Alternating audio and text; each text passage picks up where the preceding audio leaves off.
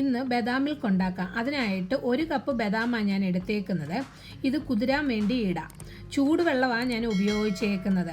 അതാവുമ്പം പെട്ടെന്ന് നമുക്ക് തൊലി ഇളക്കി എടുക്കാൻ പറ്റും. ചൂടെന്ന് പറഞ്ഞു കഴിഞ്ഞാൽ തിളയ്ക്കണമെന്നില്ല, പക്ഷേ നല്ല ചൂടുണ്ടായിരിക്കണം. തലേന്നേ വെള്ളത്തിലിട്ട് വെച്ചാലും മതി. പക്ഷേ അതിനേക്കാൾ എളുപ്പം എനിക്ക് തൊലി ഇളകി വരുന്നതായിട്ട് തോന്നിയിട്ടുള്ളത് ചൂടുവെള്ളത്തിൽ ഇടുമ്പോഴാണ്. 15 മിനിറ്റ് കഴിഞ്ഞിട്ട് നല്ലതുപോലെ ദണ്ട തൊലി ഇളകി വരുന്നുണ്ട്. ഇനി ഈ വെള്ളം കളഞ്ഞ് വേറെ വെള്ളത്തിൽ കഴുകിയെടുത്ത് തൊലിയെല്ലാം കളയാം.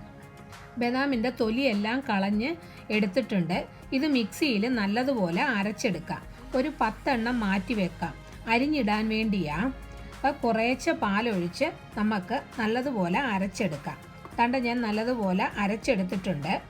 ഒരു പാത്രത്തിൽ ഒരു 1/4 ടീസ്പൂൺ കുങ്കുമപ്പൂവ് കുറച്ച് പാലൊഴിച്ച് കലക്കി മാറ്റി വയ്ക്കുക. ഇത് ഇല്ലെങ്കിലും കുഴപ്പമില്ല, ഉണ്ടെങ്കിൽ ഇട്ടാൽ മതി. കാച്ചാൻ വേണ്ടി 1.5 ലിറ്റർ പാലാണ് ഞാൻ ഇവിടെ എടുത്തേക്കുന്നത്. അതായത് 6.5 കപ്പ്. ഇത് അടപ്പത്ത് വെച്ച് തിളപ്പിക്കാം. പാട വരാതെ നോക്കണം. പാലൊന്ന് കോരി ഒഴിച്ച് പതപ്പിച്ച് കഴിഞ്ഞാൽ പെട്ടെന്ന് പാട വരത്തില്ല. ഇടയ്ക്ക് ഇളക്കി കൊടുക്കണം. അടിക്ക് പിടിക്കരുത്. കറി വെക്കുന്ന പാത്രത്തിലെടുത്താൽ ചിലപ്പം പാല് പിരിഞ്ഞു പോയാലോ. അതുകൊണ്ട് കറി വെക്കാൻ ഉപയോഗിക്കുന്ന പാത്രമല്ലാതെ വേറെ ഏതെങ്കിലും പാത്രം ഉപയോഗിക്കുന്നതാണ് നല്ലത്. പാല് തിളയ്ക്കാൻ തുടങ്ങി. പാല് തിളച്ചു തുടങ്ങിയാൽ ബദാം അരച്ചത് ഇതിലേക്ക് കുറേശ്ശെ ഇട്ട് ഇളക്കാം. കുറച്ച് വെള്ളവും ജാറിലൊഴിച്ച് കലക്കി ഒഴിക്കാം.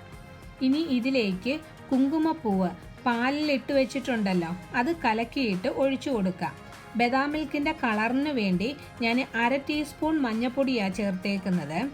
1/2 ടീസ്പൂൺ ജാതിക്ക പൊടിച്ചത്, 1/2 ടീസ്പൂൺ ഏലക്കാപ്പൊടി എല്ലാം നല്ലതുപോലെ ഇളക്കണം. ഇതിലേക്ക് 1/4 കപ്പ്, അതായത് 10 ടേബിൾ സ്പൂൺ പഞ്ചസാര. അത് അവരവരുടെ ഇഷ്ടത്തിനനുസരിച്ച് മധുരം നോക്കിയിട്ട് കൂടുതൽ വേണ്ടുന്നവരാണെങ്കിൽ കൂടുതൽ ഇടണം.